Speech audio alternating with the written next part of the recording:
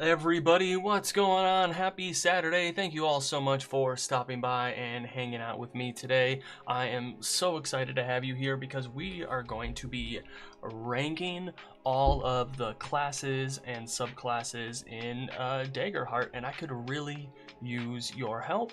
So again, thank you much for stopping by and hanging out with me. It's gonna be so fun. I'm really excited.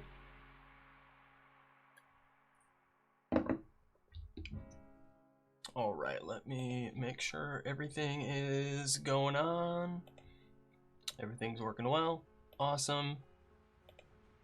Looking good over here. Looking good over here.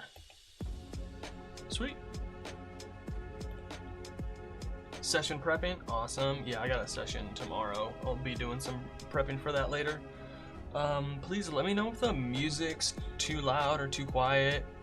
Haven't played or read a lot about Daggerheart. Well, you know, that's good. These are kind of like my first reactions. I haven't really played it either. This is definitely going to be just like my initial reactions on these things, so we can help form some opinions together, and then maybe like in a year from now, hopefully I'll play some games, we can like come back and redo this. I think that would be pretty cool.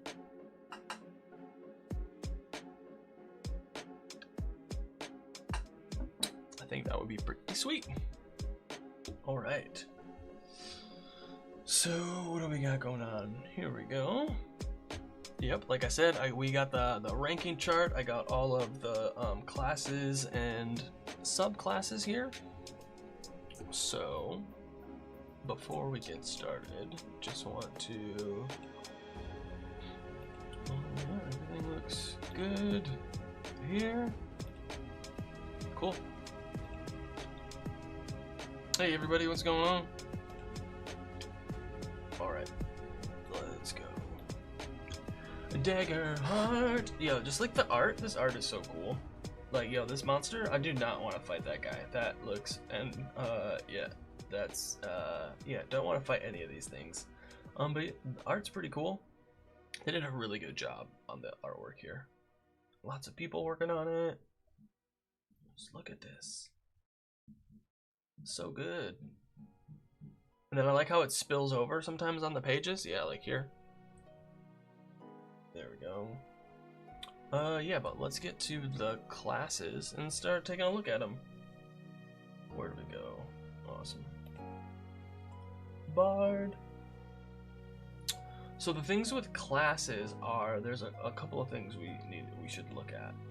Is you get, that's the example character, is what happens is each class gets 2 different domains as the basis of the class abilities. And then each class, there's 9 of them. 1, 2, 3, 4, 5, 6, 7, 8, 9. Each class gets 2 subclasses. And so the details of each class, you get 2 domains, like I said, that serve as the basis of the class abilities.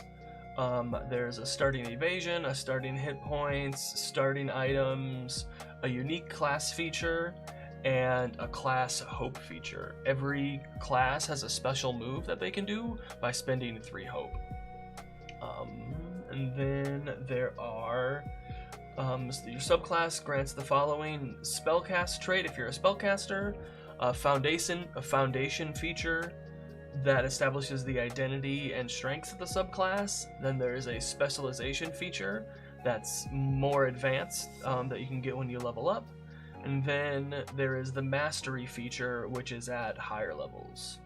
So yeah, it's pretty cool. And then all of these things have cards also, which is super helpful.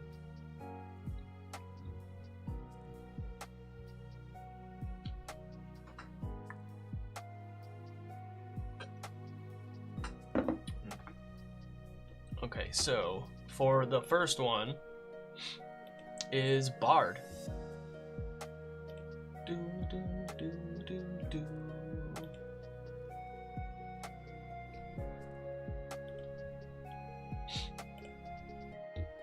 first one is Bard. Bards are the most charismatic people in all the realms. Members of this class are masters of captivation and specialize in a variety of performance types, including singing, playing musical instruments, weaving tales, or telling jokes. Whether performing for an audience or speaking to an individual, bards thrive in social situations. Members of this profession bond and train at schools or guilds, but a current of egotism runs through those of the bardic persuasion. While they may be the most likely class to bring people together, a bard of ill temper can just as easily tear a party apart. Well, that's interesting. So, cool art. Like, just the art here is all over. Like, they did such a good job. Domains are Grace and Codex. So, like, charisma and knowledge is like what that tells me. Starting evasion score is 10. Starting hit points is 5. Oh my god, that's so low. Class items, a romance novel or a letter never opened. That's pretty cool and evocative. The Bard's Hope feature is spend 3 hope to temporarily distract a target within close range, giving them a -2 penalty to their difficulty. Ooh, that's pretty cool. I like that. 3 hope to give them a -2 penalty? Okay. Within close range. Close is... I don't remember which one that is. I don't know if it's like melee. I think there's one before. I think there's melee and then close, but I'm not sure. The class feature is once per session. Describe how you rallied the party and give yourself and each of your allies a rally die. At level 1, your rally die is a d6. You can spend the rally die to roll it, adding the result to their action roll, reaction roll, damage roll, or to clear a number of stress equal to the result. At the end of each session, clear all unspent rally dice. Okay, that's pretty cool. And then at level 5, your rally die increases to a d8. Okay, that's pretty cool. That's pretty cool. So, all in all, that's not that bad. I really like this support action here. Very similar to like a Bardic Inspiration or something like that. So I wonder where we would mark this in the... What do you think? Is this like, is the Bard S tier, A tier? Should I add an F tier? I feel like this is kind of an A tier. It seems like a pretty well-rounded. I like that these are 2 like good support features, and I do like that the Bard's Hope feature can be like good for you and everyone, not just for yourself. So that's pretty cool. Yeah, I'm gonna say with we'll give that an A. Bard, starting off strong with an A. Okay. There's 2 subclasses. There's the Troubadour or the Wordsmith. The Troubadour, you get the spellcast trait, low A to high B. Yeah, I can see that for sure. It's very simple class. Like, you don't have too many buttons to choose between. But also the thing though too is like none of the classes have a lot of like things. What happens is the combination of the class, everything is kind of like small, but it's the layer of all of these things that gives you a bunch of stuff to do. So it's the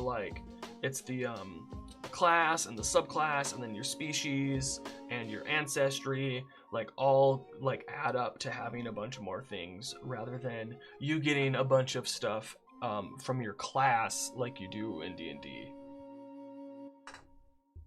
But I do feel the low A to high B for sure. So spellcast trait is Presence, which is one of the... I should have a character sheet, or let me see some other ones. Do I have one? Oh, here we go.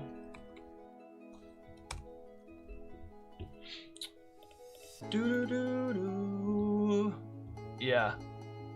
Yeah, no, totally, exactly.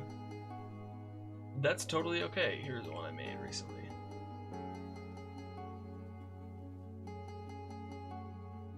Do. Alright. Yeah, here we go.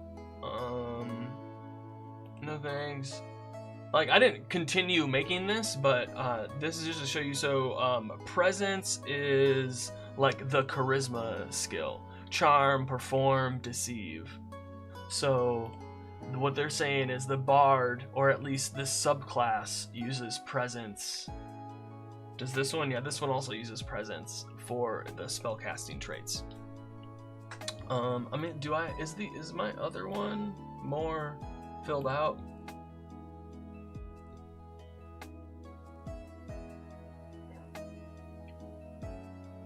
Yeah, this one's more filled out. So,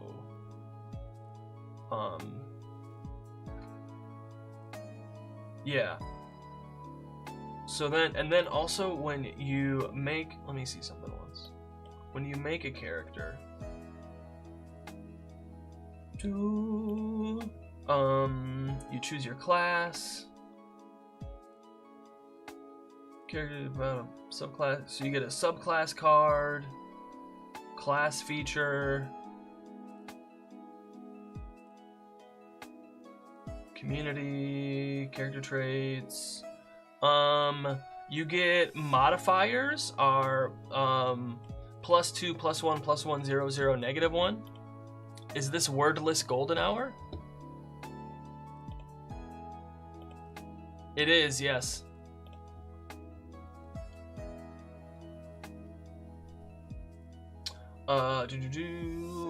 Weapons and equipment, other starting items, background, experiences, domain cards.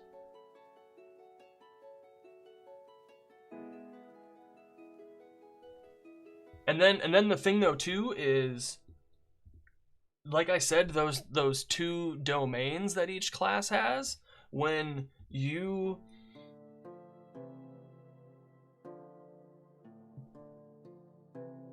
take 1 from each domain or 2 from a single domain. So you also get, like, in addition to all those things.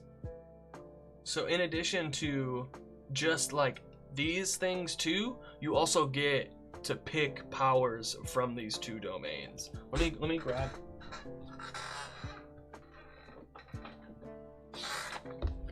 Let me see something once. Oh, you're on Instagram, right? So it has all these cards. Where is... Oh my god. How do I know what's Grace and Codex? Okay. Codex is the blue and Grace is the like pink. There we go. Yep. There's that. And then what's the Codex is like the blue book one? Came with so many cards. I love it.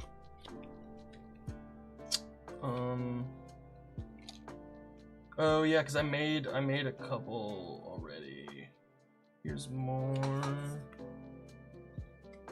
bard stuff.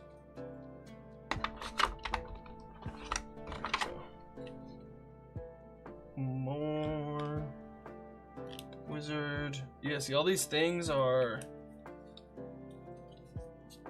Come on, no. Oh.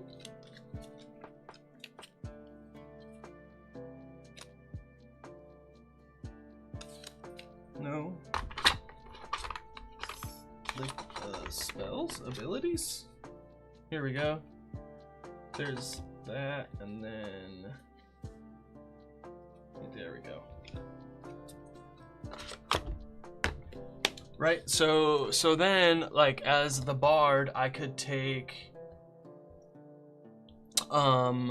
We have Deft Deceiver, and ooh, do you take spells? Yeah, you do. Enrapture, inspirational words. I can take those because they're all like level 1 or what have you. Right, and then there's also right and codex. Yeah, so I could also take that one. There's no 2s.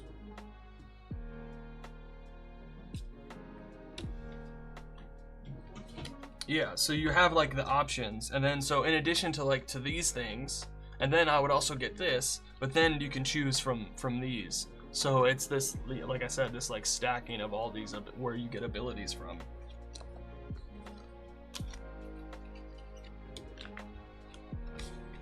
And then what's nice too is all of the communities and like the ancestries, all of the stuff like have cards. So they have it set up really nice so that where's the sheet? Like this, here's the front of the sheet, and here's the back of the sheet. You don't really need this stuff. Like on the back of your character sheet says how to level up. It's got like some longer form questions, but the front of the sheet has all of your stuff, your ability scores, evasion, name, hope, all your active weapons and armor and inventory and your class features, like all on one. And so they have it set up to where there's all this information that doesn't really change that often, and then you like sidecar it with all of the cards, so you don't have to like have multiple sheets of paper or like keep flipping something back and over. You have one thing to look at, and that's your thing. And I think that's really cool how they did that.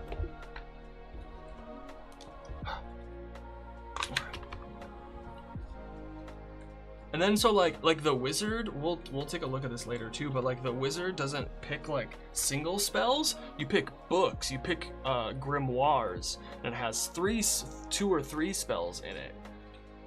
And you can pick and so you get to pick 2 or 3 of these, you know? And so that's kind of nice that it's more than one like spell. There are single spells too, and those are like more powerful, but some of the lower level ones are like a grimoire. Like this one does Wild Flame, Magic Hand, and Mysterious Mist. It's pretty cool. All right. So back to the bard. Hope that all helped.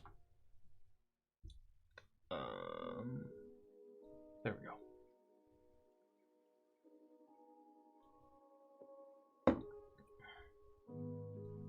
So like I said, we have the troubadour is if you want to play music to bolster your allies, versus the wordsmith if you want to use clever wordplay to captivate crowds. So the foundation feature for the troubadour is gifted performer. You can play each song once per long rest. A relaxing song, you and all allies within close range clear a hit point. That's cool. Epic song, make a target within close range temporarily vulnerable. Ooh, that's pretty good. Heartbreaking song, you and all allies within close range gain a hope. Hey, that's pretty good. That's cool. Specialization feature, your rallying songs steal the courage of those who listen. When you give a rally die to an ally, they can gain a hope or clear a stress. Oh, that's nice.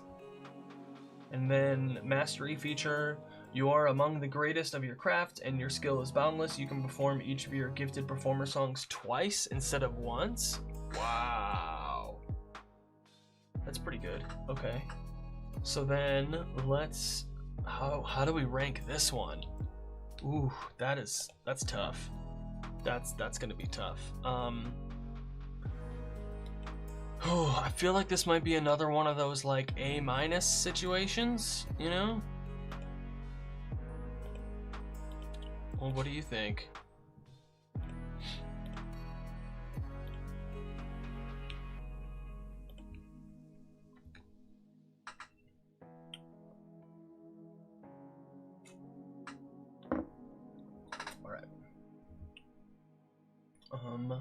Yeah, so this is the Troubadour. Where are we at? Here we go. I'm gonna give this one a low A. Yeah.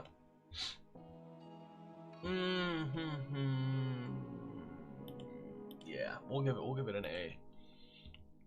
A minus. You know what? You know what? Here's the thing. Hey, from Germany, you're about to start D&D. I wonder if you can recommend a book or an app. A dungeon master or a player?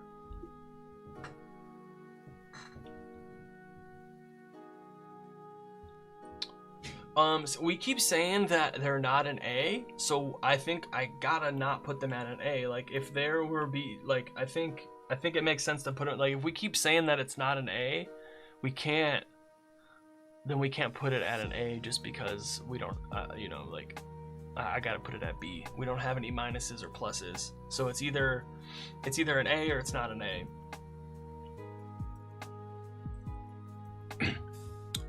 But Moritz, yeah, I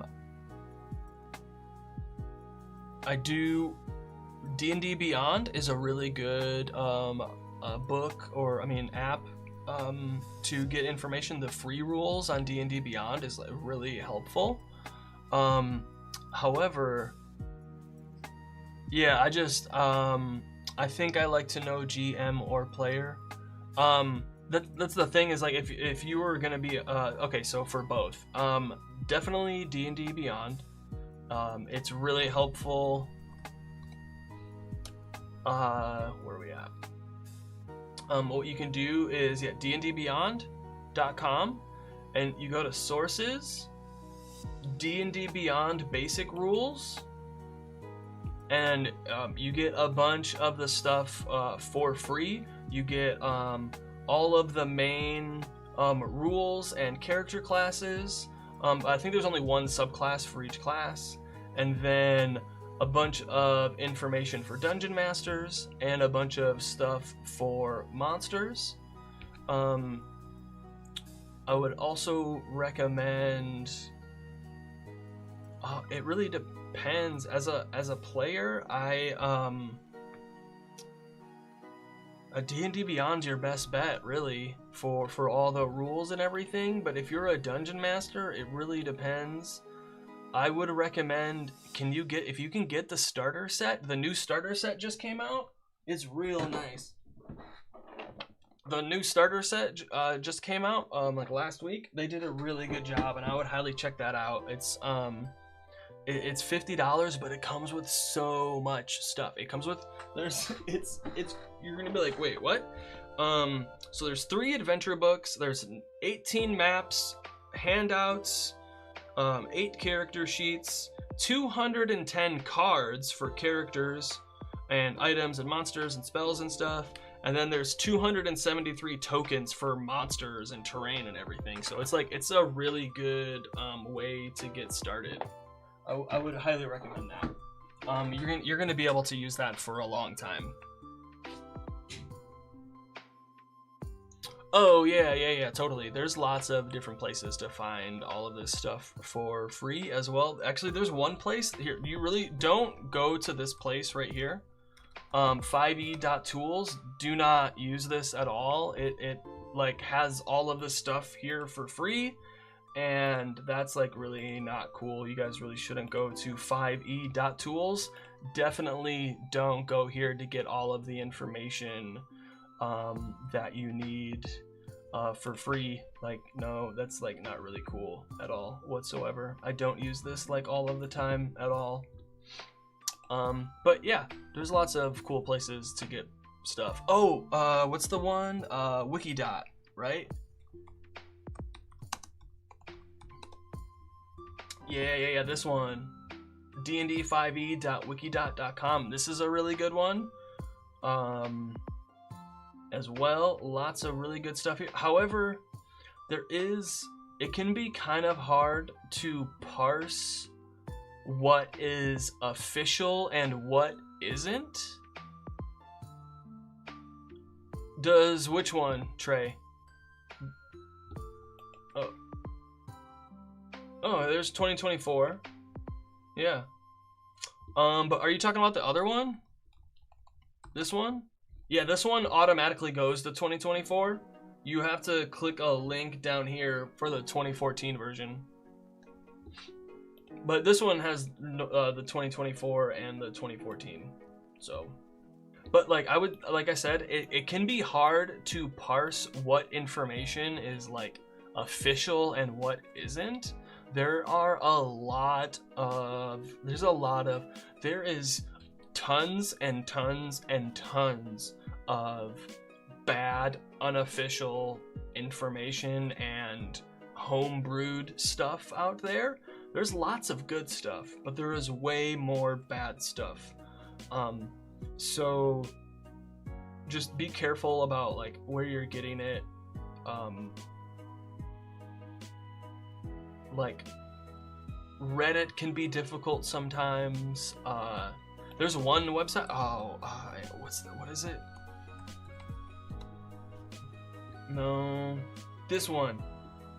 This website. I was kidding before. I was kidding before.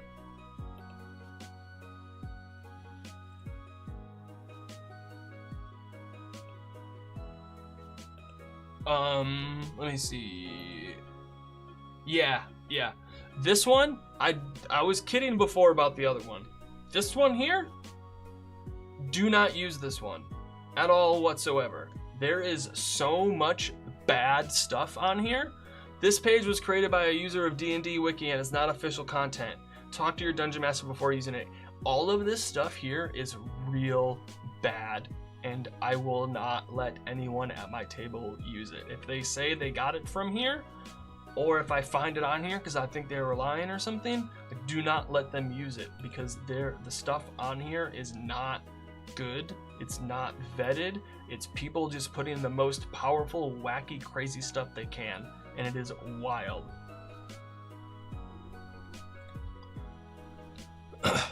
However,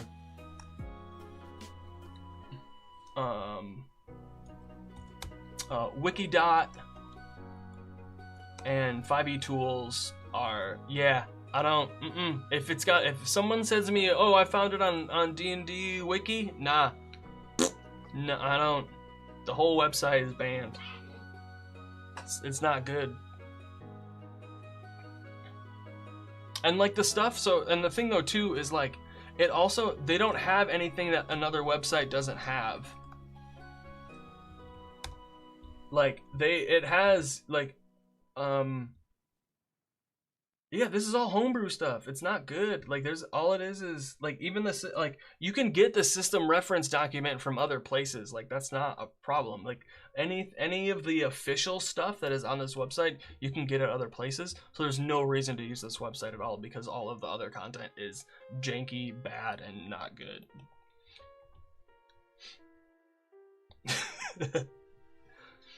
That being said, back to Daggerheart. It's a good question, though.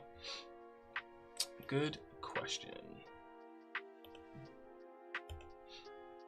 Da-na-na-na.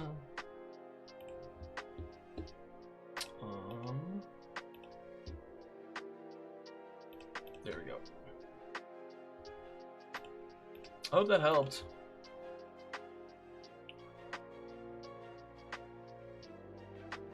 Yeah, the starter set's good. I would go with the starter set. And then and branch out from there. You know, check out. Oh, you're in Germany. If you can go to a game store, there'll be a community there. I don't know how old you are. Maybe a school or a university or a college might have a D&D club. Lots of places online too. Like I said, Reddit. D&D has an official Discord. They have the D&D Beyond has forums. There's a website called Roll20. It's a VTT, a virtual tabletop. They have forums also. I have my own Discord server as well. So like lots of different places to like get help as well. Lots of good info on YouTube. Like, oh man, there's so many good videos on YouTube about how to get started. But the starter set is going to be a really good place. If you have absolutely no... Yeah, Roll20. Yep, exactly. It's a VTT, a virtual tabletop, so it's just a website to have maps and tokens and stuff while you play online with people instead of playing in person. And they have forums to talk about stuff and find groups of people and stuff like that. It's a pretty popular.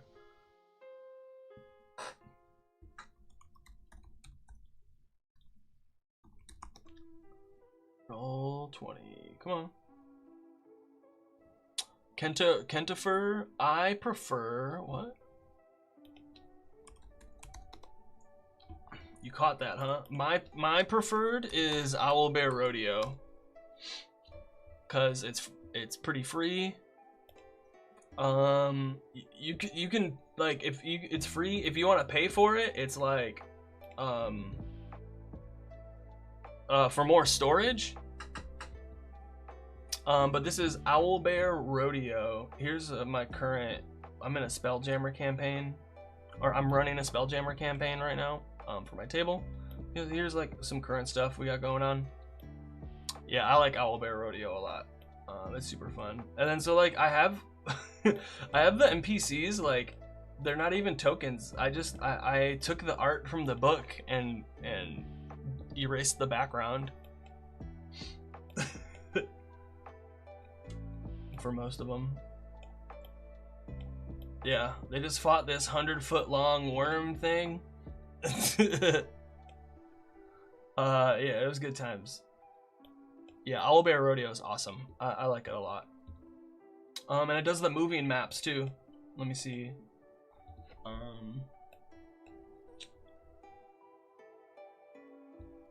No! Oh, I erased it. Oops. Oh well, my bad.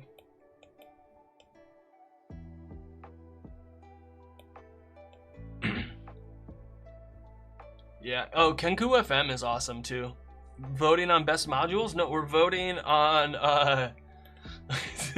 we're ranking the classes in Daggerheart. Yeah, no, Kenku FM is awesome. I use it also when I DM online for people.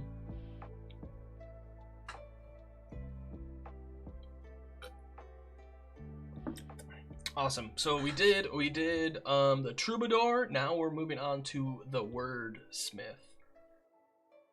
So the Wordsmith can its foundation feature is rousing speech once per long rest. You can give a heartfelt, inspiring speech. All allies within far range clear 2 stress. All allies. That's pretty cool.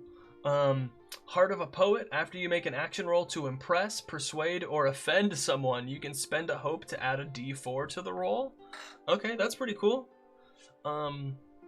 Specialization feature, Eloquent. Your moving words boost morale. Once per session, when you encourage an ally, you can do one of the things. Allow them to find a mundane object or tool they need. Help an ally without spending hope. Or give them an additional downtime move during their next rest. Once. Okay. And then Epic Poetry, your rally die increases to a D10. Whoa. What? And additionally, when you help an ally, you can narrate the moment as if you were writing the tale of their heroism in a memoir. When you do, roll a D10 as your advantage die. What? Huh. Oh! Wait. When you help an ally? Let's check out. S tier? Yeah? It's pretty good. I want to check out Help an Ally really quick.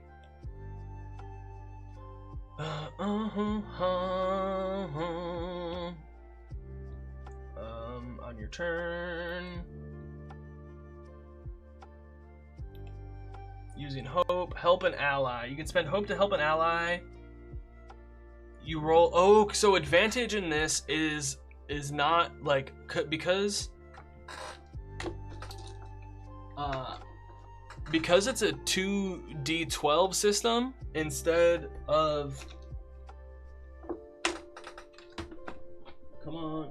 Instead of a D20 system, advantage works differently. So instead of like rolling one of these dice again or rolling both of them again, you add a D6 to your roll.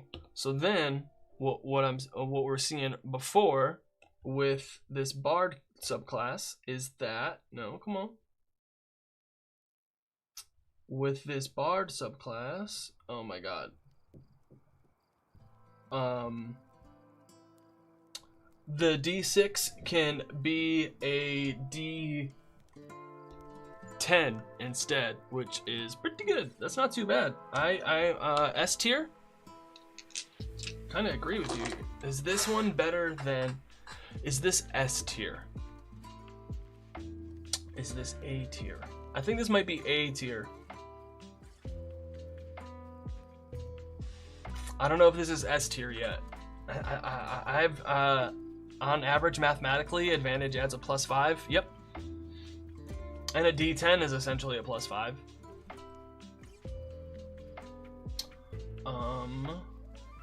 I'm gonna give this an A tier. Which one is this? This is the Wordsmith. Bum, bum. Here we go. A tier. Yeah. Sometimes instead of giving advantage, I'll just give like a +1 or a +2. You can just give out pluses or minuses whenever you want to, instead of advantage. Alright, next one we're going for is Druid. Becoming a Druid is more than an occupation. It's a calling for those who wish to learn from and protect the magic of the wilderness. While one might underestimate a gentle druid who practices the often quiet work of cultivating flora, druids who channel the untamed forces of nature are terrifying to behold. Druids cultivate their abilities in small groups, often connected by a specific ethos or locale, but some choose to work alone. Through years of study and dedication, druids can learn to transform into beasts and shape nature itself. That's pretty cool. So the domains here are, I prefer to let them re-add their mod depending on the check. Oh, double their modifier? That's cool. So like give them temporary expertise or something. Dun, dun, dun, dun. Okay, so we have Sage and Arcana is the domains. We have starting evasion at 10, 6 hit points, class items, a small bag of rocks and bones, or a strange pendant found in the dirt. That's pretty cool. They're making druids nerds like wizards. I mean, they don't have Codex. Codex was the book one, so not really. And the spellcasting trait is instinct, rather than let me see.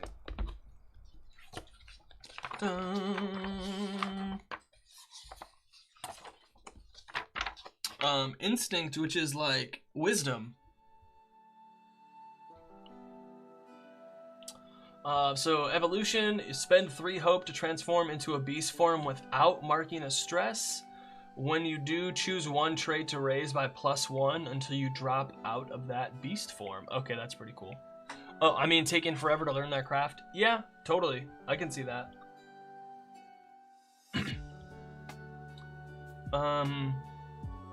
It didn't give that vibe before. Yeah, well, also, they gotta kind of not be the same as D&D. They have to be different. It would be weird if everything was the same. And so we have beast form. Mark a stress to magically transform into a creature of your tier or lower. So there's 4 tiers. Tier 1 is level 1. Tier 2 is levels 2 through 4. Tier 3 is levels 5 through 7. And Tier 4 is levels 8 through 9. And so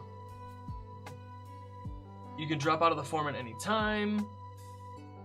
While transformed, you can't use weapons or cast spells, but you can still use other features or abilities.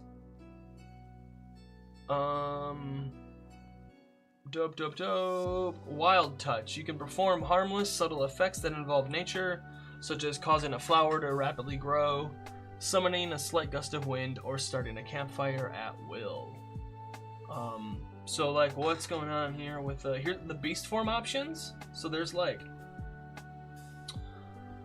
tier 1. So at level 1 you can and it's not like specific things, they're like general things so that you can like, so it's a little easier, you don't have to have 100 stat blocks. So druids are strong? Maybe. Doo-doo-doo.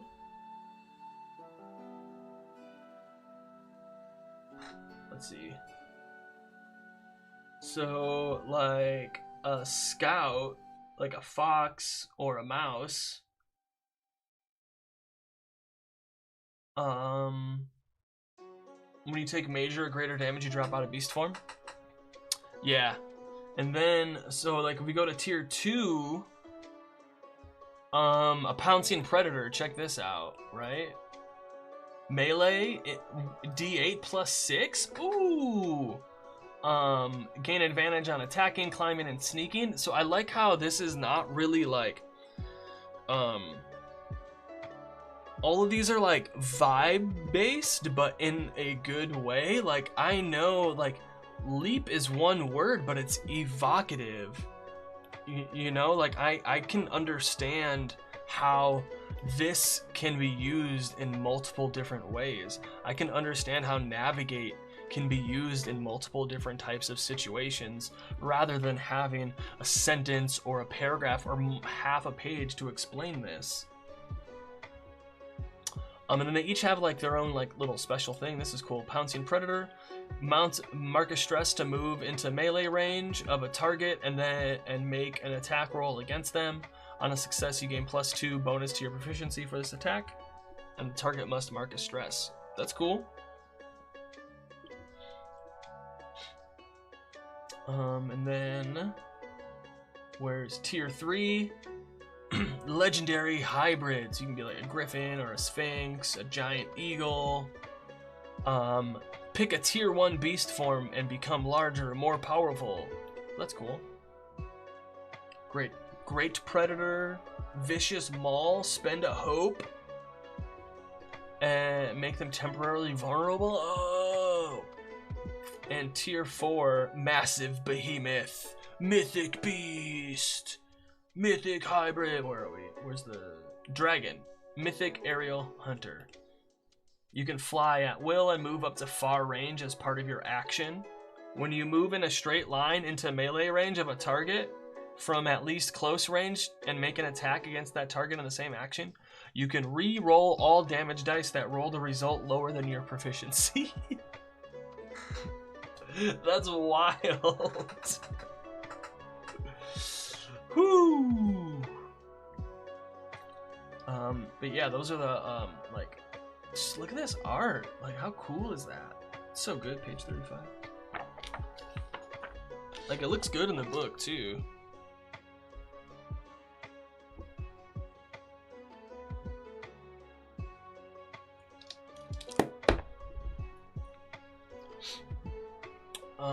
Okay. Yeah. I think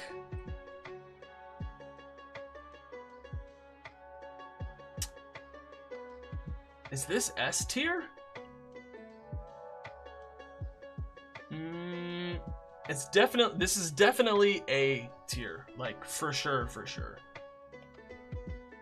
I don't know if it's A tier though.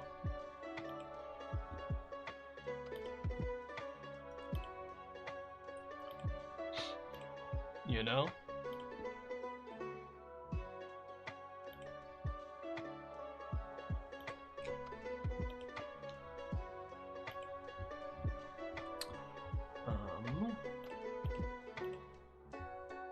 Yeah, that's I don't know if it's A tier yet. Or S tier yet. We'll see. So the two subclasses, we have Warden of the Elements or Warden of Renewal. But how cool is the wood, the android made out of wood? How cool is that? Are you seeing this? It's made out of like bones and wood. Alright, so we have elements. Instinct. Is this one also instinct? Yep. So we have Marcus Stress to channel one of the elements until you take severe damage. Whoa, fire, earth, water, air. Adversary within melee deals damage. They take fire damage. Gain a bonus. Gain a bonus to your damage. Thresholds equal to your proficiency. That's cool. BRB, awesome, thank you. Water. When you deal damage to an adversary within melee range, all other adversaries within very close range must mark a stress. Okay. You can hover, gaining advantage on agility rolls? Yo, that's wild.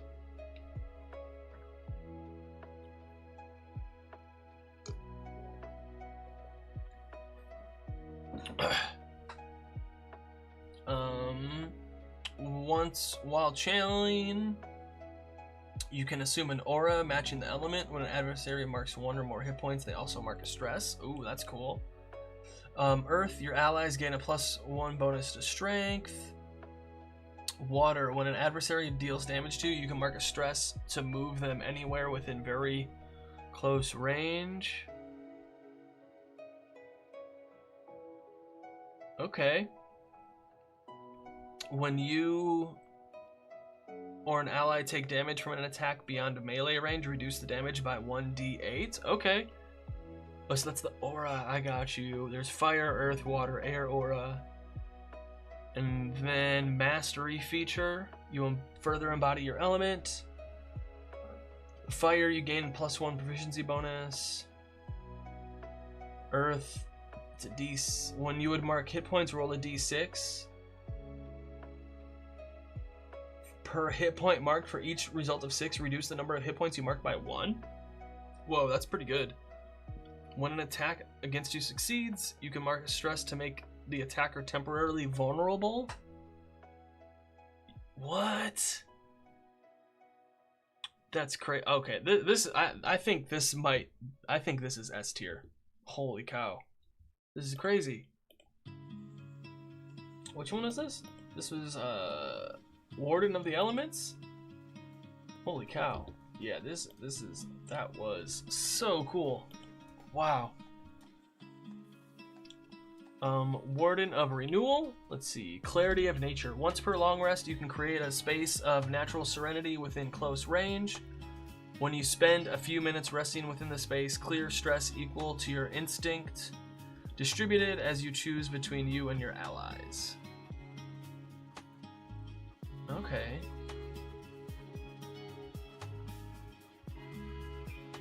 A few minutes. Okay, that's nice. Regeneration. Touch a creature and spend 3 hope. That creature clears 1d4 hit points. Oh wow, that's pretty good. Yeah, these druids and their vulnerabilities, yeah. Regenerative touch. You can target creatures within very close range with your regeneration features. Warden's protection. Once per long rest, spend 2 hope to clear 2 hit points on 1d4 allies within close range.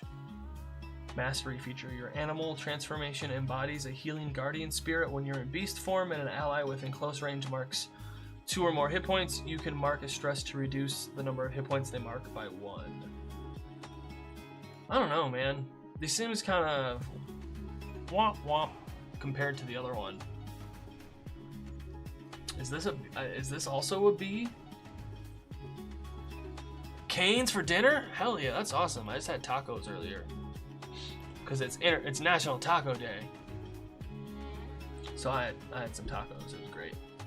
I think this is a B. Warden of Renewal. I'm really not feeling this one at all. I could see like a C tier. It doesn't sound that bad. Like, I think somebody that wants to be a healer and also wild shape would enjoy this, but it's just not for me.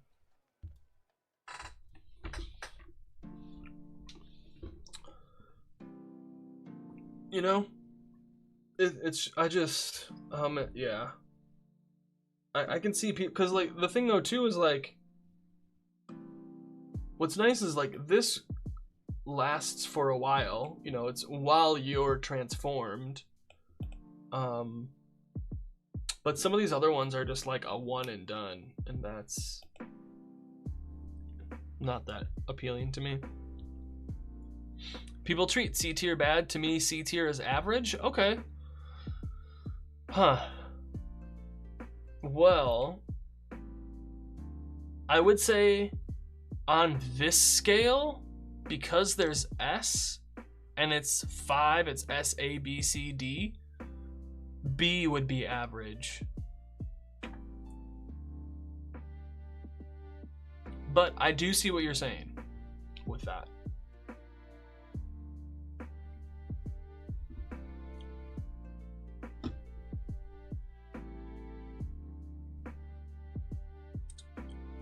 Don't know. Oops.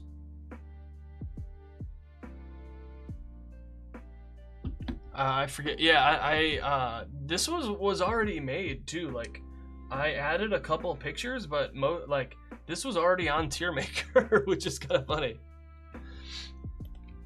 All right, what's next? Oh, okay, so we did the beast form stuff, which is pretty, like, oh man, how cool is that? Looks so good.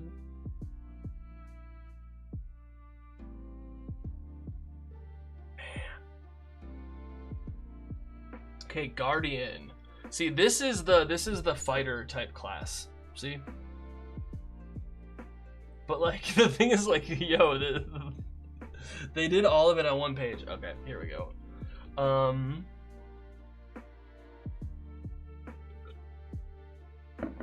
The title of Guardian. I think there shouldn't be an F in this list. The art is so good. The art is so good. The title of Guardian represents an array of martial professions, speaking more to their moral compass and unshakable fortitude than the means by which they fight. While many Guardians join groups of militants for either a country or a cause, they're more likely to follow those few they truly care for. Guardians are known for fighting with remarkable ferocity. Ooh.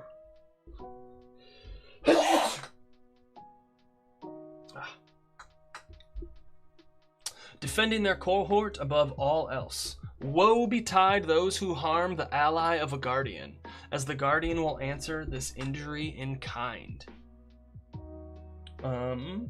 So Valor and Blade are their dominions. Starting evasion is 10.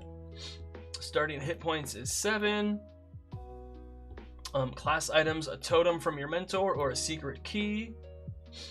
Guardian's hope feature, spend 3 hope to clear 2 armor slots. Like, if you want a tank, that's awesome. Once per long rest, you can become unstoppable. Oh yeah, Moritz, you got it. Thank you so much. I appreciate that. Please find me on I'm everywhere. YouTube, Instagram, Threads. I got a Discord. Lots of different places to find me. Please feel free to ask questions anytime. I love helping out. What else we got? So it's unstoppable. We have it. So it's a D4. It's on your character sheet with the 1. After you make a damage roll that deals 1 or more hit points to a target, increase the unstoppable die by 1. When the die's value exceeds its maximum, or the scene ends, you drop out of unstoppable. At level 5, it becomes a D6. While unstoppable, you gain the following benefits. You reduce the severity of physical damage by 1 threshold. Ooh. You add the current value of the unstoppable die to your damage roll. You can't be restrained or vulnerable. That's pretty cool. I like that a lot. Okay. Ooh, that's tough. I think this might be A tier. Yeah. What's the name of your YouTube channel? It is Craig of Inspiration D&D. This is a pretty good tank. Like, and the thing with armor slots, yeah. So hit points, it's like hit points are like a threshold of damage. And then you can use like armor slots, and then there's like thresholds of damage, and you can use armor slots to lower thresholds. I think it's A, yeah. What is this called again? This is the Guardian.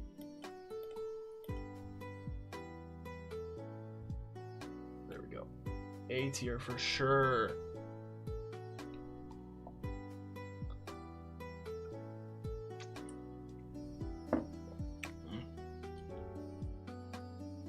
Dun, dun, dun, dun, dun, dun, dun.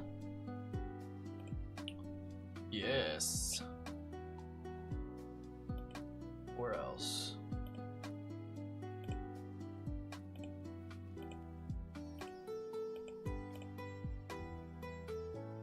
Okay. Alright.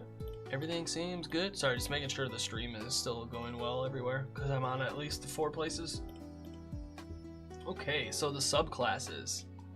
Stalwart or Vengeance.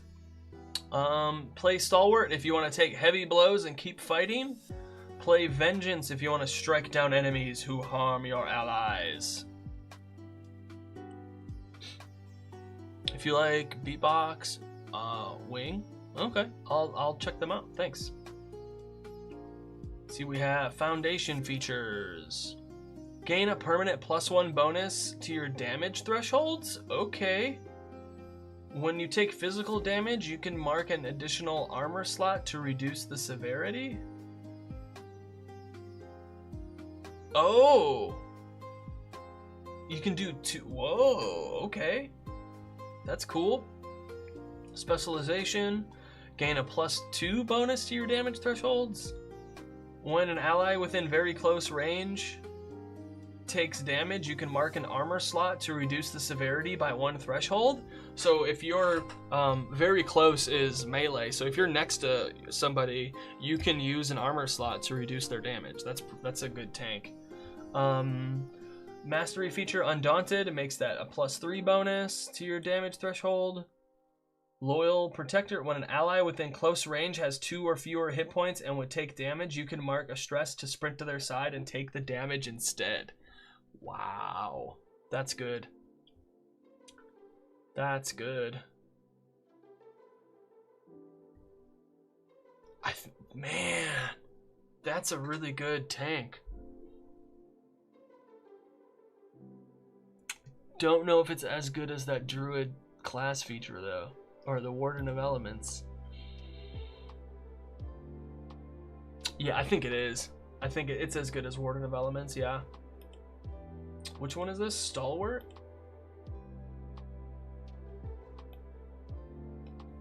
Like, you want to play a fighting tank?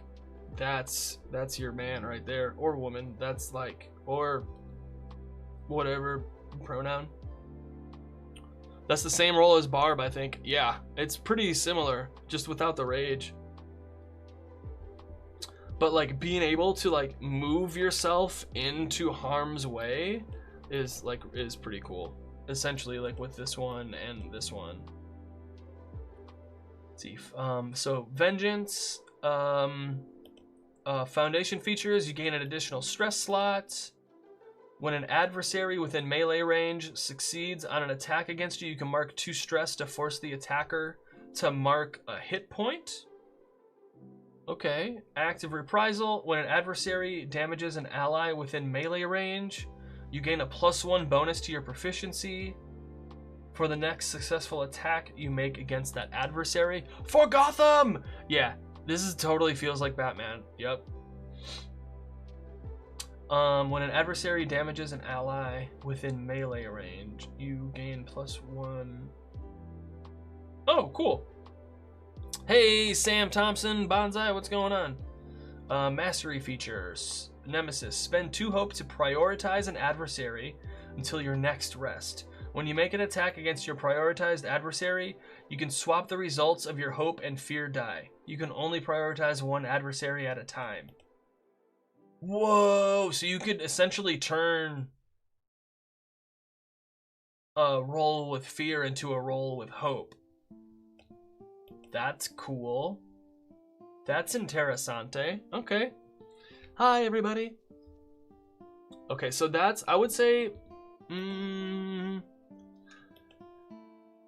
I think this might be A tier.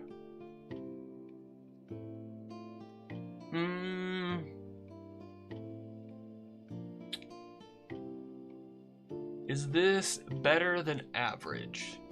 I think this might be average. But it does a really good job of capturing that feel. A or B? Yeah. I think it's average, and I don't mean that in a bad way.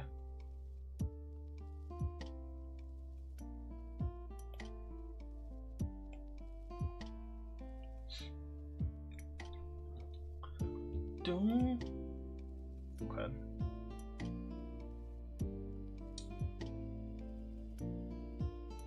Ranger! Yo, check that out. Yes. How cool is that?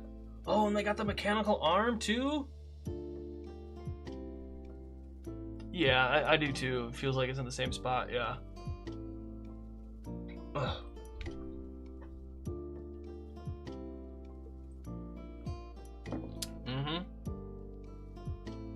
Rangers are highly skilled hunters who, despite their martial abilities, rarely lend their skills to an army, though mastery of the body and deep understanding of the wilderness. Rangers become sly tacticians, pursuing their quarry with cunning and patience. Many rangers track and fight alongside an animal companion. Expert trackers, blah, blah, blah. Okay, bone and sage are their domains. Starting evasion is 12, hit points is 6. Class items: a trophy from your first kill, or a seemingly broken compass. Sounds good, Trey. Thank you. Hold them off. Hope feature: spend 3 hope when you succeed on an attack with a weapon to use that same roll against 2 additional adversaries within range of the attack. That's cool. I like that a lot. So you can kind of volley, essentially, especially if you're using an arrow. Using a bow. Rangers focus: spend a hope and make an attack against a target. On a success, deal normal damage and temporarily make them your focus until this feature ends, or you make a different creature your focus. You gain the following benefits. You know precisely what direction they are in. When you deal damage to them, they mark a stress. When you fail an attack against them, you can end your Ranger's Focus feature to re-roll your duality dice. Okay, so it gives you advantage if you miss once. That's nice. Okay, how is this? I feel like this is very B. Just B, yeah, and I think this does. I like this. I like this too, but I think it's average. But I do think it does give a better feel for the Ranger than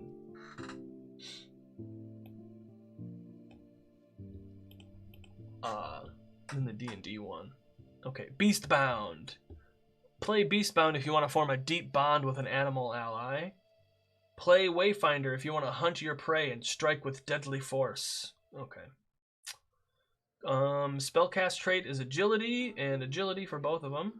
So Beastbound, you have an animal companion of your choice.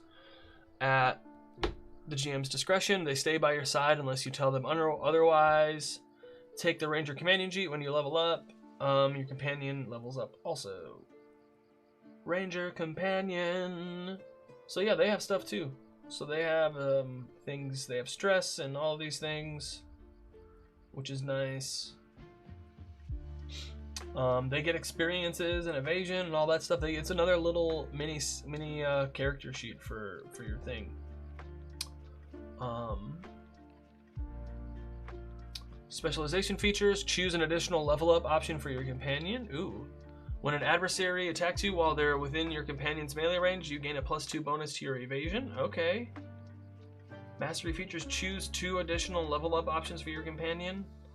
Once per long rest, when the damage from an attack would mark your companion's last stress or your last hit point, and you're within close range of each other, your companion can rush to the other side and take that damage instead. Ooh.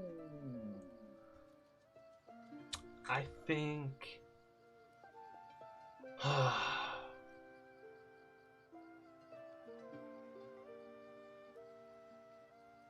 I think this is a B. I think it's a low A. It's not an A though. That's the problem. What is it, Beast Bound? It's still good though. I like it. I like it. It's just not. It's not the. Doesn't have that extra oomph that I'm looking for an A or an S tier. All right, Wayfinder, Ruthless Predator. When you make a damage roll, you can mark a stress to gain +1 bonus to your proficiency. Additionally, when you deal severe damage, they must mark a stress. Path Forward, when you're traveling to a place you've been before, you can identify the shortest, most direct path. Specialization feature, when your focus makes an attack against you, you gain +2 bonus to your evasion. Okay. Mastery feature, before you make an attack roll against your focus, you can spend a hope. On a successful attack, you remove a fear from the GM's fear pool. Huh. I think this is also a B. These feel kind of mid.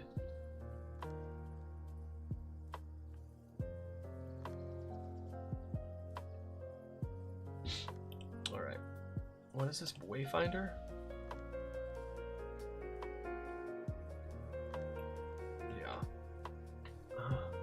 Is it a C tier?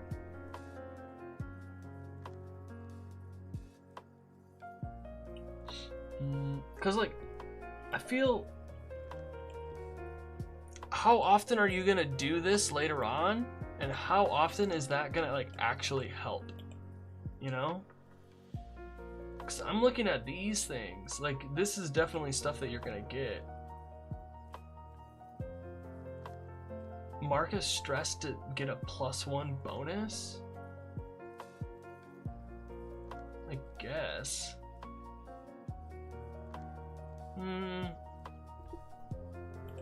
I'll leave it as a B.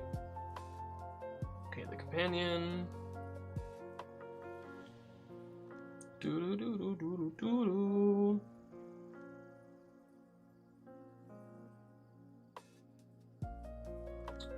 Alright, Rogue. Rogues are scoundrels, often in both attitude and practice. Broadly known as liars and thieves, the best among this class move through the world anonymously. These masters of magical craft manipulate shadow and movement. Rogues frequently establish guilds to meet future accomplices, hire out jobs, and hone secret skills. So the domains are Midnight and Grace. Starting evasion is 12. Starting hit points is 6. Ooh, that's pretty cool. Alright. A set of forgery tools or a grappling hook. The Hope feature. Rogues dodge. Spend 3 hope to gain a +2 bonus to your evasion until the next time an attack succeeds against you. Whoa! Cloaked. Anytime you would be hidden, you are instead cloaked. In addition, you remain unseen if you are stationary. After you make an attack or end a move within line of sight, you are no longer cloaked. Yay, Rogue Guild. Yeah. Sneak attack.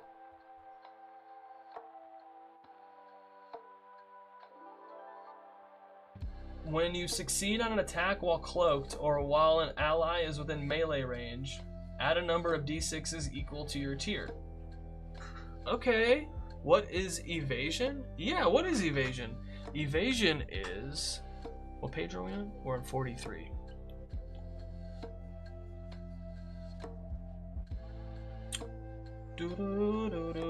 Evasion is...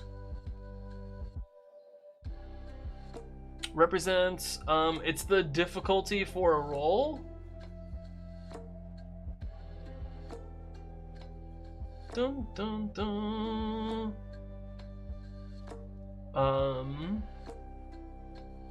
So evasion is like armor class.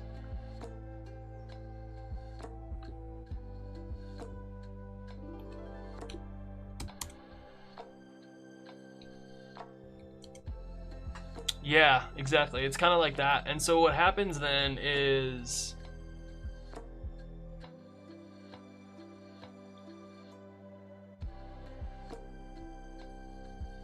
yeah, evasion is how hard you are to hit, and then armor is like reduces damage. Right?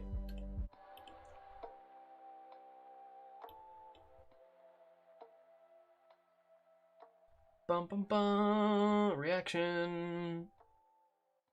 Do do do. Armor.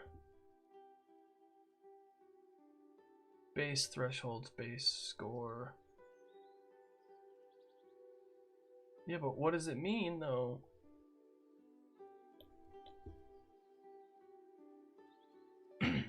Spotlight on your turn.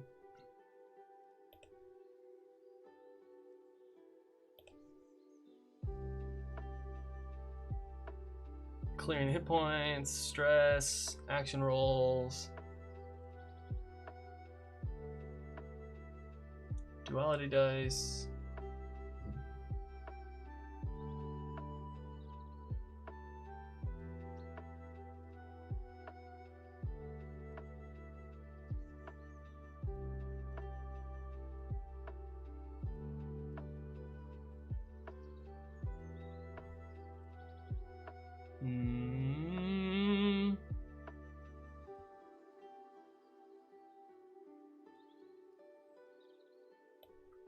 Okay, let's find this out.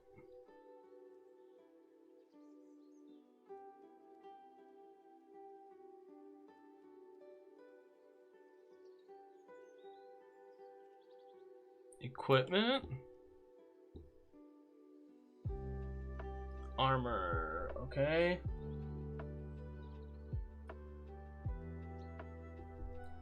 Burden, feature, damage. Using armor, base score.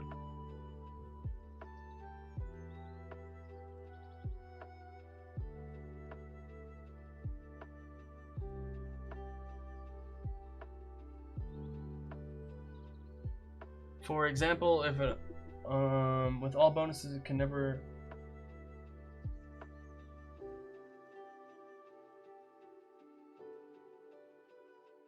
armor's base thresholds, long-term protection, when recording your character's damage thresholds. For example,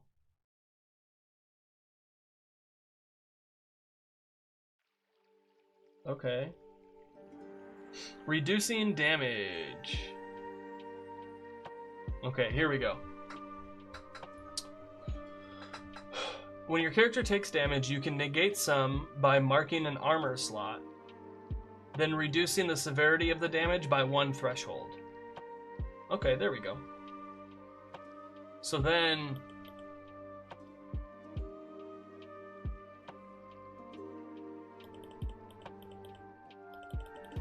why do I have 6 armor slots?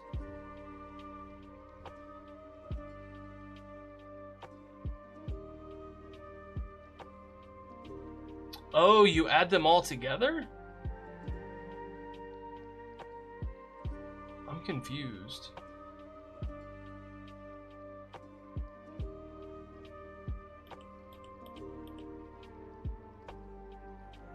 Base score. How many armor slots you can mark? Once you add all other bonuses. How do you know what bonus?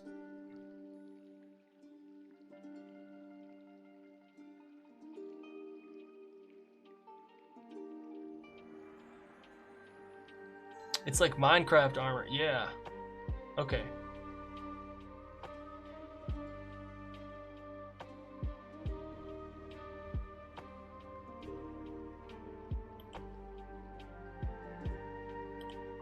What?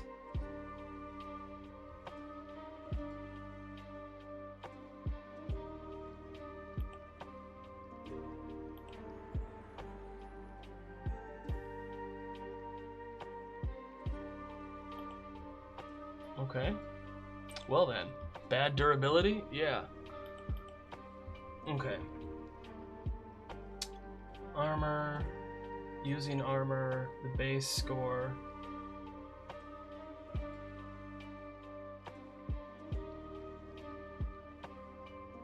How do you increase the armor score?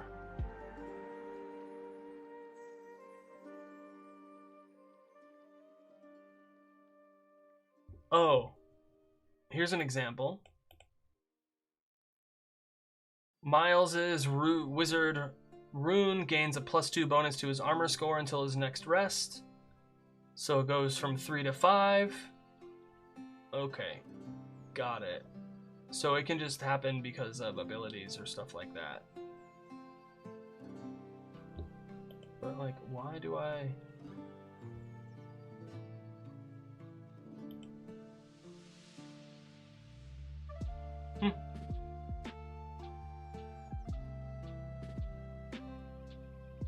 Oh well. That's -1 breastplate.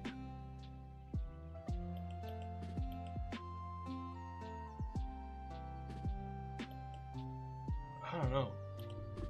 Oh well. Alright, where were we?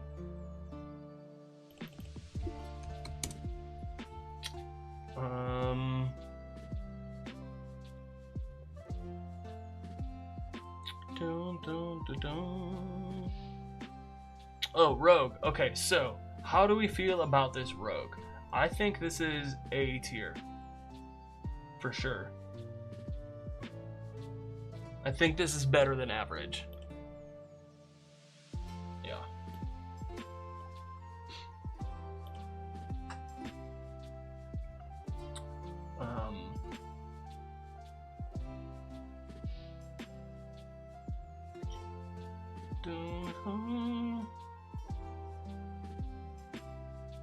Don't show hints. Whoa. Okay.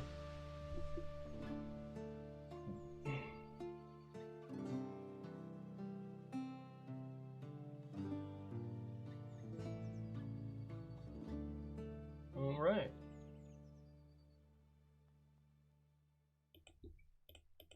But why is it weird? I don't understand. I still don't understand why it's 6.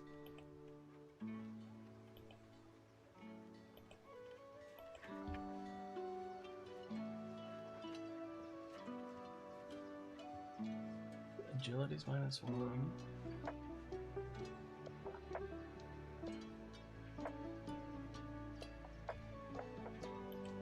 Oh well. We should go back to the end and see if we want to. Yeah, totally.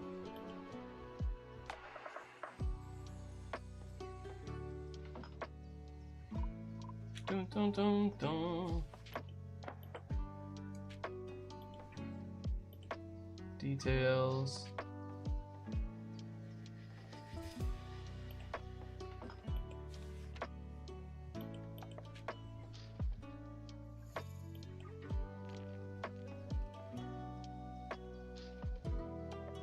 So do you just like get armor slots or something?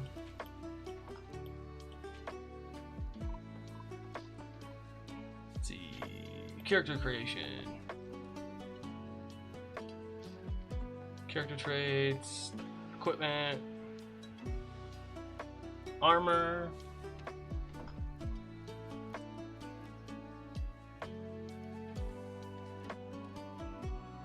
Okay.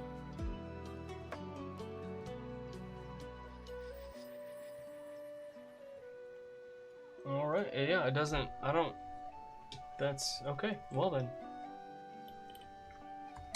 Cool.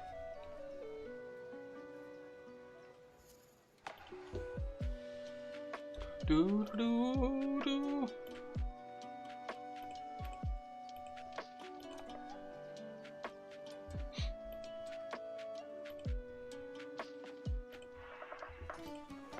Alright, so let's see. Rogue subclass. Nightwalker or Syndicate? Finesse and both finesse. Okay.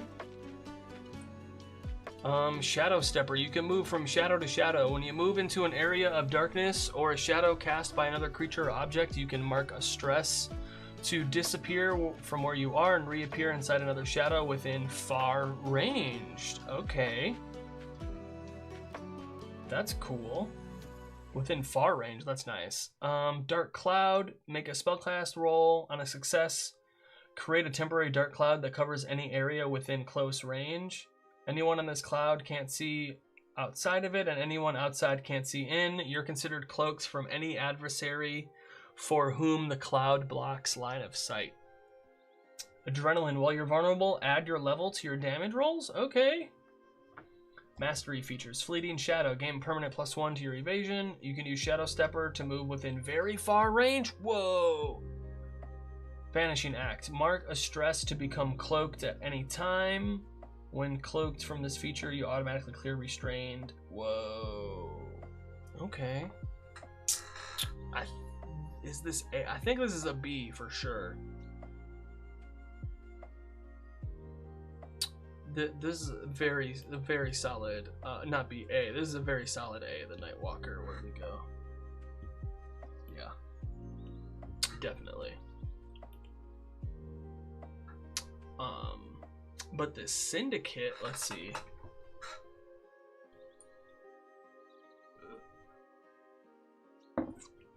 Is vulnerable like D&D? That's what I think so.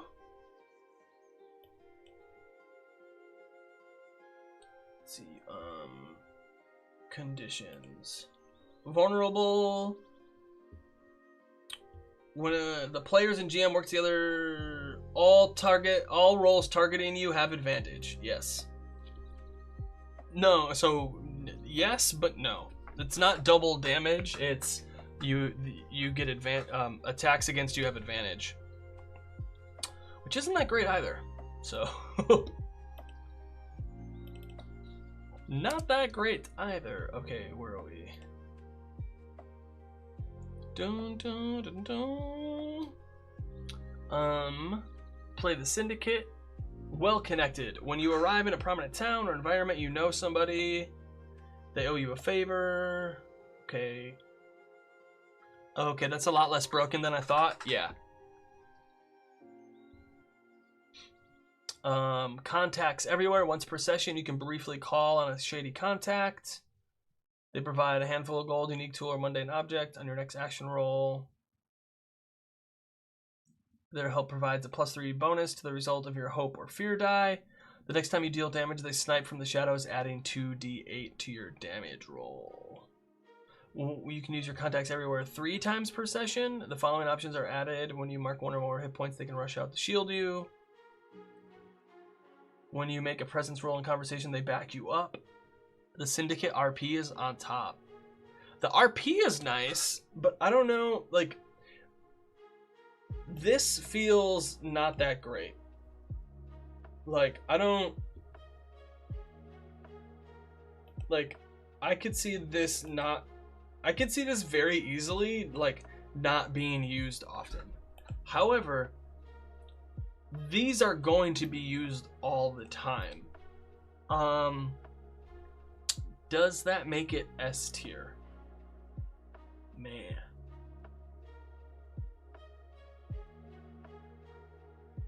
What the heck is this guy wearing? This looks so weird.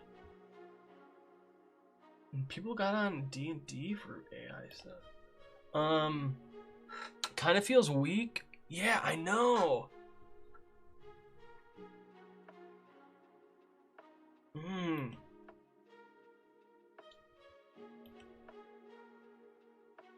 Alright, what was it called? Syndicate? We're going B. Let's see, do I want to change any of these yet? No, I don't think so.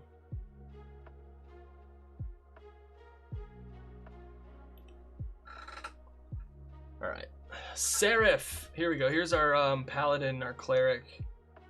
Seraphs are divine fighters and healers. A wide array of deities exist in the realms. Their ethos traditionally aligns with the domains or goals of their god.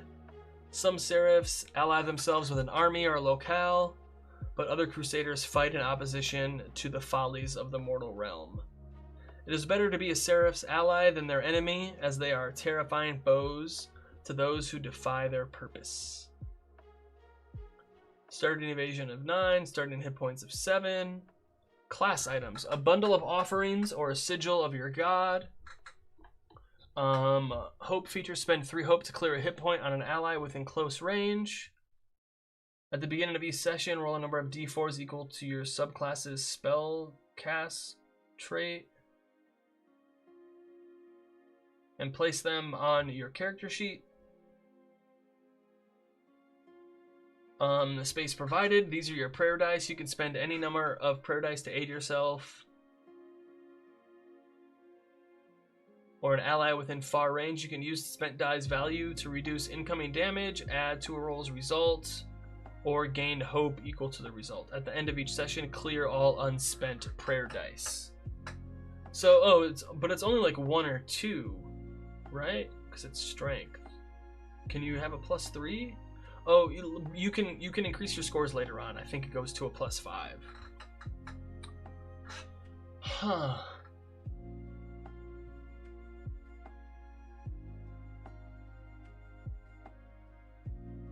I think this is also average. Like, all the classes have a dice resource? Yeah, it feels like most of them do. At least the martial ones. Which isn't bad, it's just a thing. I think this is average. I feel like the evasion or like the hit points should be higher.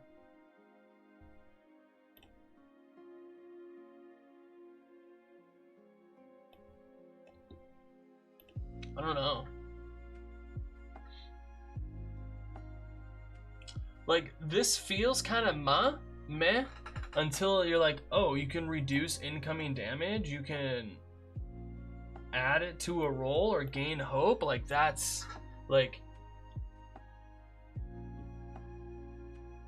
you could use these in tandem. Like, oh, I got 3 hope, I'm gonna do life support, and then I'm going to use one of my prayer dice. I rolled a 4, I'm gonna get 4 more hope and then do life support again. Like, that's kind of cool.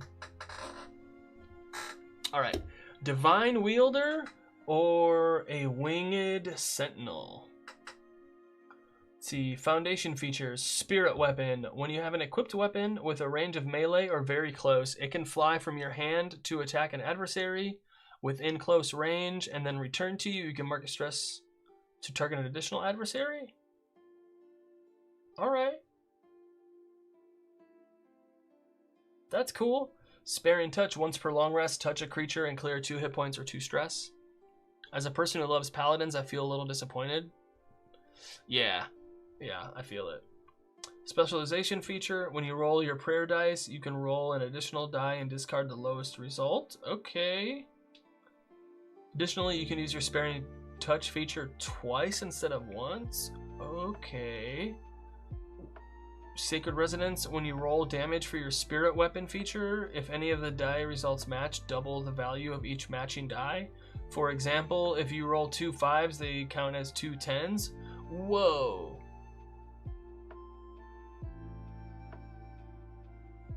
What?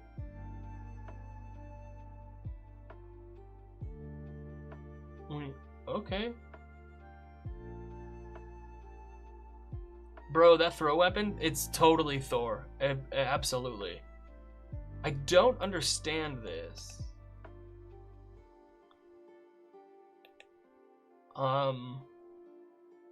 When you have an equipped weapon with a range...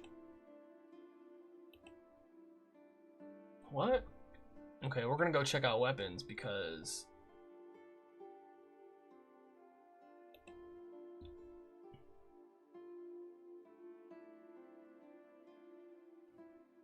Okay. So say there's like a spear or a mace. None of them are...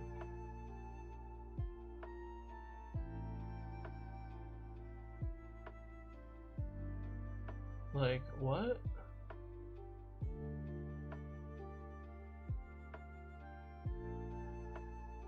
Okay.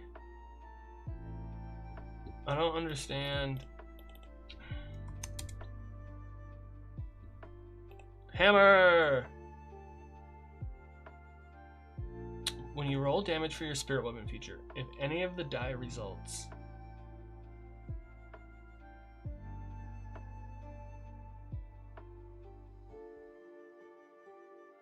What?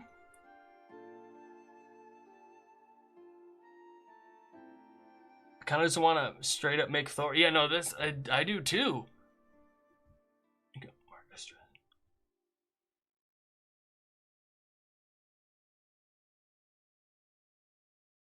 I don't get this.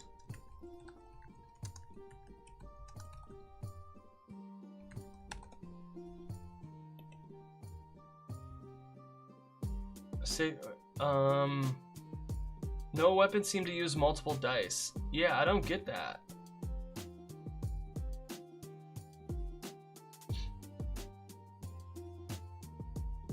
When you roll damage for your weapon, you roll your proficiency. Oh.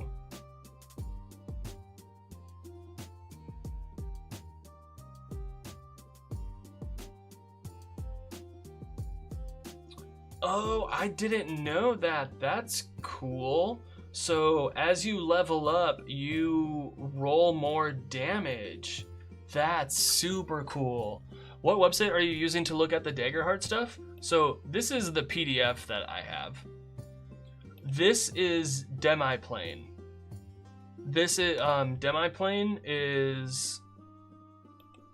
Can I just go to the main website? They have more. They have D&D, but they also have Daggerheart, Pathfinder, Marvel, Cosmere, Cyberpunk, Vampire, Starfinder. There's a bunch of different games in here. But this is the PDF. Okay.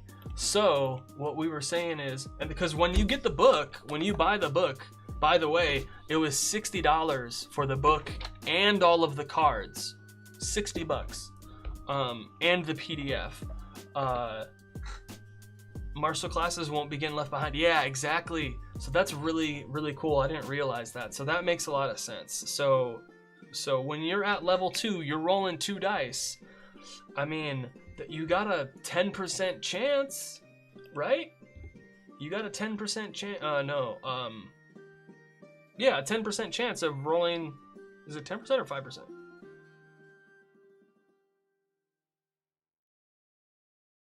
5% chance? Something like that. Of rolling 2 of the same number. So that's pretty good. Not too bad. I mean, and that's at a D10. If you have like a D8 or a D6, it's even higher. But okay. Yeah, 5 exactly. So I want to put is this an A tier or S tier? Have we given anything an S tier? We have. This is as good as the Stalwart for sure, for sure. The Seraph subclass, we're going S tier. I know that sounds crazy. We're taking it up. We're taking Seraph, the Divine Wielder. Oops. No, this is going there. Where's Divine Wielder? There we go. That's S tier. Like, just this by itself is kind of meh, but these two together, oh boy. Yeah. So that's why I really like the Path of the Giant subclass for the Barbarian in D&D. I like that one a lot. For the Thor reason right there. You can fly! Can mark a stress to pick up and carry someone. Spend a hope to deal extra damage. Okay. While flying, you have an advantage on presence rolls. When you succeed with hope, you can remove a fear. Ascendant, gain a permanent +4 bonus to your severe damage threshold. Wow. While flying, you deal an extra 1d12 damage instead of 1d8. Okay, this is... I think this is C tier. I don't like this at all.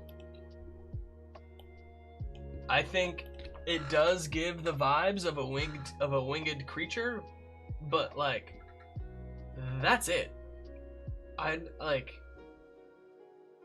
Yeah, you have wings. Yay. Like, I don't see any of this other stuff as, like, a lot.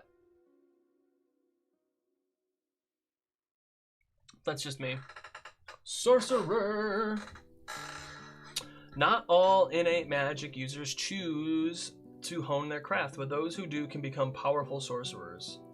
The gifts of these wielders are passed down through families, even if the family is unaware of or reluctant to practice them.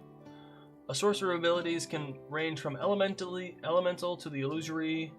Many practitioners band together into collectives. The magic of a misguided or undisciplined sorcerer is a dangerous force indeed.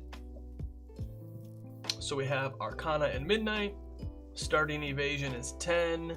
Starting hit points is 6. Class items, a whispering orb or a family heirloom. Sorcerer's Hope feature. Spend 3 hope to reroll any number of your damage dice on an attack that deals magic damage. Arcane Sense. You can sense the presence of magical people and objects within close range. Minor Illusion. Create a minor visual illusion within close range. Channel Raw Power. Once per long rest, you can place a domain card from your loadout into your vault and choose... Ooh. So you can, like... Because later on, as you level up, you get more of those cards, but you can only have so many cards active at once. So this lets you take some of those out and gain resources from them. So that's kind of cool. All right. I think this is A tier. Lots of cool things you can do, and they're like pretty awesome. Like the illusion, sensing magical stuff, reroll damage dice. Like that's really cool. A tier.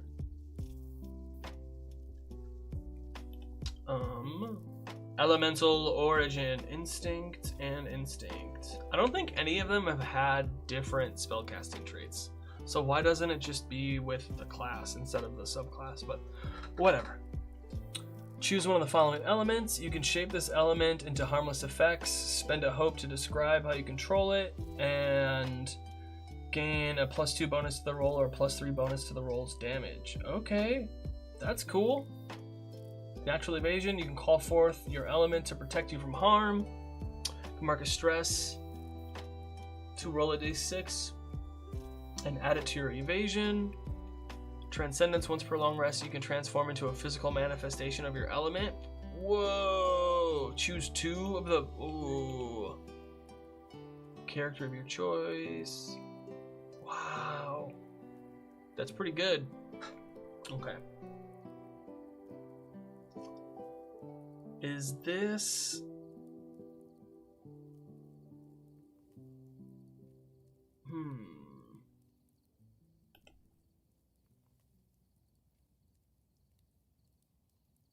Dun dun dun dun dun. Huh. Oh, natural evasion. You can call forth your own. Yeah, I don't know. Is this a...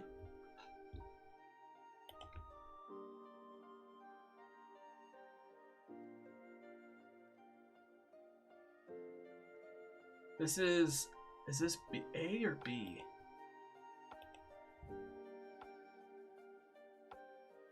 I think this is B.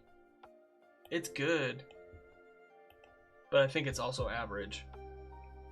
Primal Origin. Manipulate magic. Your Primal Origin allows you to modify the essence of magic itself after you cast a spell or make an attack. You can mark a stress to extend the spell or attack's reach by 1 range. Gain +2 bonus to the action roll. Double the damage die of your choice, or hit an additional target. Ooh. Whoa. Specialization feature. You can enhance the magic of others with your essence. You can roll a d8 as your advantage die. Oh. Once per long rest, after an ally has made a spellcast roll your help, you can swap the results of their duality dice. Wow. You gain magical energy. You can spend 2 hope to become charged.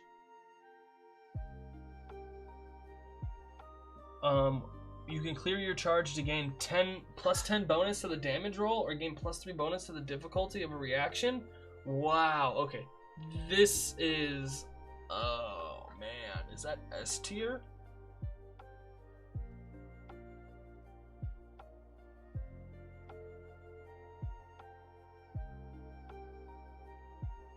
Yeah, this might be S tier. That's super cool. That's wild. Warrior.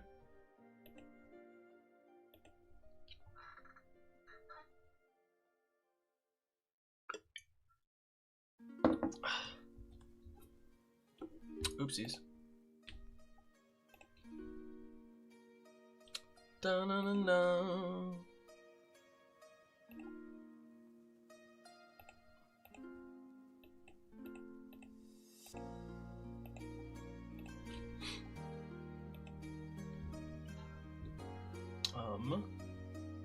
Warrior. Becoming a warrior requires years, often a lifetime of training and dedication to the mastery of weapons and violence. While many who seek to fight hone only their strength, warriors understand the importance of an agile body and mind, making them some of the most sought-after fighters across the realms. Warriors are known to have a favored weapon. To come between them and their blade would be a grievous mistake. Alright, so we have Blade and Bone. Starting evasion is 11.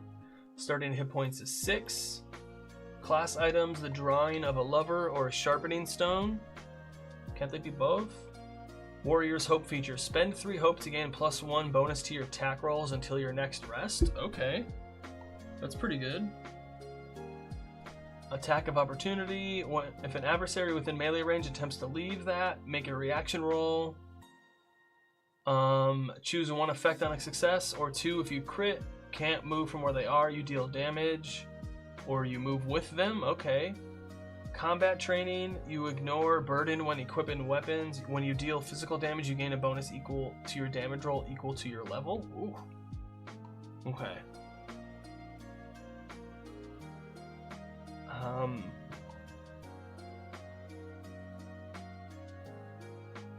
I think this is a solid B. I think...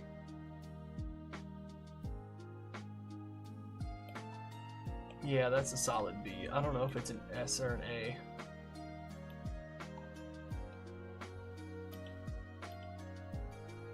Alright. Call of the Brave.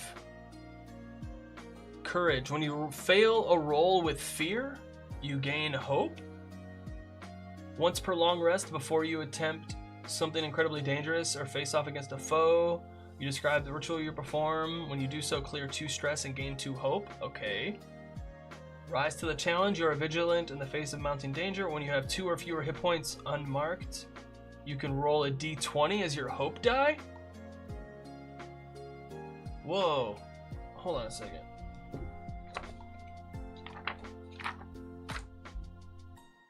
When you have 2 or fewer hit points unmarked. Oh, wow. Okay. That's cool. So when you have a bunch of damage, when you're lower on damage, you can roll a d20 as your hope die. Camaraderie. Your unwavering bravery is a rallying point for your allies. You can initiate a tag team roll 1 additional time per session. Additionally, when an ally initiates a tag team roll with you, they only need to spend 2 hope to do so. That's cool. So you can do a tag team attack where 2 people attack and you use the better attack roll for both of them. Essentially. Kind of cool. So what is this? Is this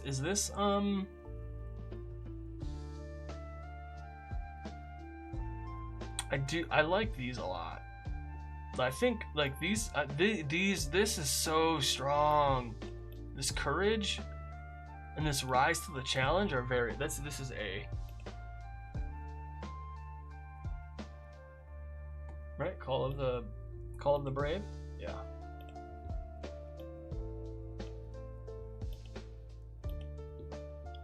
Call of the Slayer. You gain a pool of dice called Slayer dice. On a roll with hope, you can place a d6 instead of gaining a hope. You can store a number of Slayer dice equal to your proficiency. When you make an attack roll or damage roll, you can spend any number of these Slayer dice, adding the result to the roll. At the end of each session, clear any unspent Slayer dice on this card and gain a hope per die cleared. Okay. You can wield multiple weapons with dangerous ease. When you succeed on an attack, you can spend a hope to add one of the damage dice from your secondary weapon to the damage roll.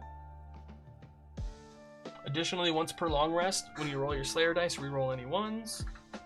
That's cool.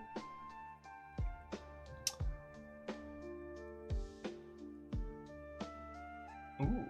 Your martial preparation. You're an inspirational warrior to all who travel with you. Your party gains access to the martial preparation downtime move. To use this move during a rest, describe how you instruct and train with your party. You and each ally who chooses this downtime move gain a d6 Slayer die. A PC with a Slayer die can spend its roll die, blah, blah, blah. Okay.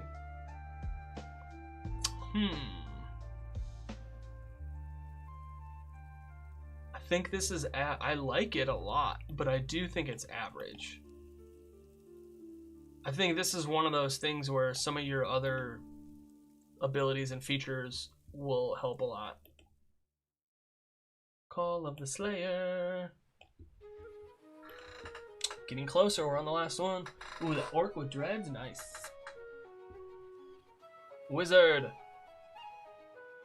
Whether through an institution or individual study, those known as wizards acquire and hone immense magical power over years of learning. Some wizards dedicate their lives to mastering a particular school of magic, while others learn from a wide variety of disciplines. While these mages all work toward the common goal, wizards often have the most conflict within their own ranks. So they have Codex and Splendor. Starting evasion is 11. Starting hit points is 5. Oh, nothing. Class items, a book you're trying to translate, or a tiny, harmless elemental pet.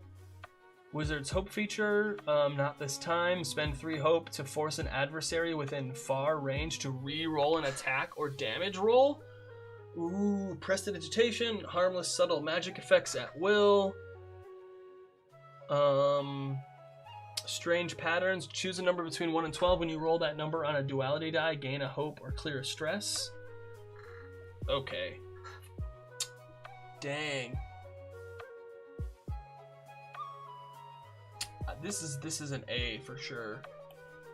Like, these are very powerful. This is re-roll an attack? Like, and you can gain a hope just by rolling a number? Come on.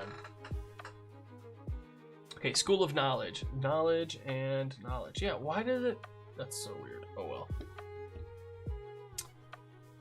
Foundation features. Take an additional domain card of your level or lower. That's good. Adept. When you utilize an experience, you can mark a stress instead of spending a hope. If you do, double your experience modifier. That's cool. Accomplished. Take an additional domain card of your level or lower from a domain you have access to. Perfect recall. Once per rest, you can recall a domain card in your vault. You can reduce its recall cost by 1. Brilliant. Take an additional domain card at your level lower. Home expertise. When you use an expertise, roll a d6. On a 5 or higher, you can use it without spending a hope. Ooh. Huh.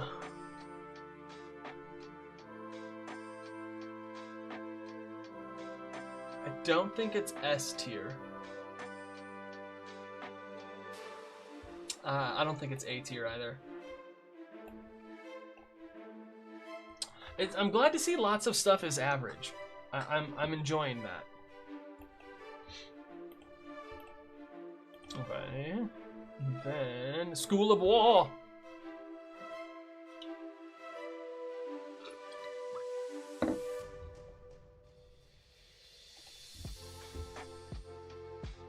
Dun dun dun dun dun.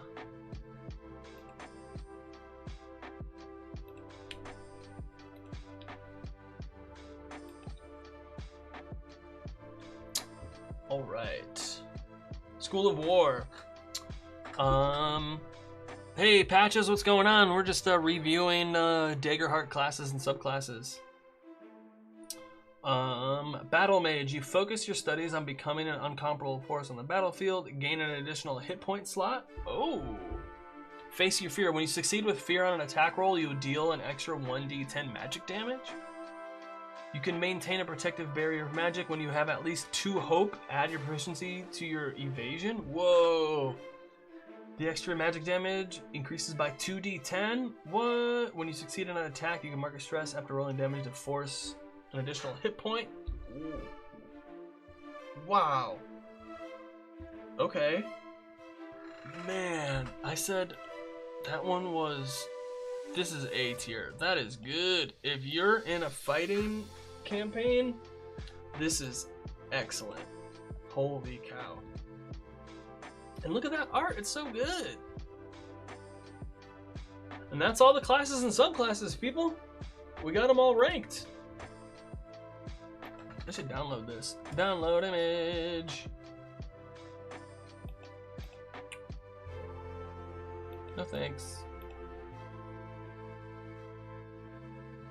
Cool.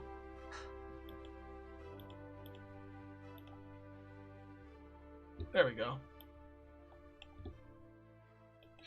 Oh, you guys can't see that. Where are we?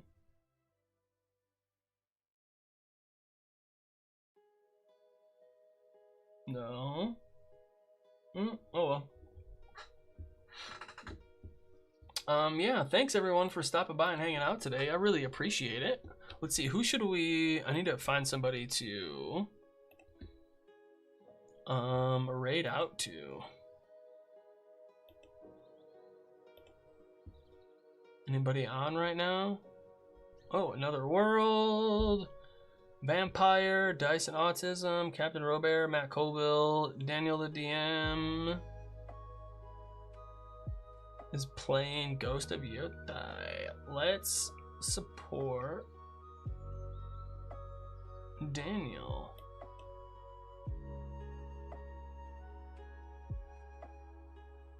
Yeah, it just started. All right, we're gonna rate Daniel. Hey everyone, thank you for stopping by and hanging out with me today. I really appreciate it. I will be back next Saturday with another stream. I got the cast of Amber Ascension, which I am also in. We're gonna be hanging out and talking about playing sagas and this awesome cyberpunk myth that we created with everybody. So yeah, thank you all so much for stopping by and hanging out with me today. I really appreciate it, and I'll see you soon. I'll be back. I got so many cool things coming up, you guys. It's gonna be so cool. Again, I'm Craig of Inspiration. Good luck with your next session. I believe in you. I'll see you next Saturday. I'll be here. See you in the future.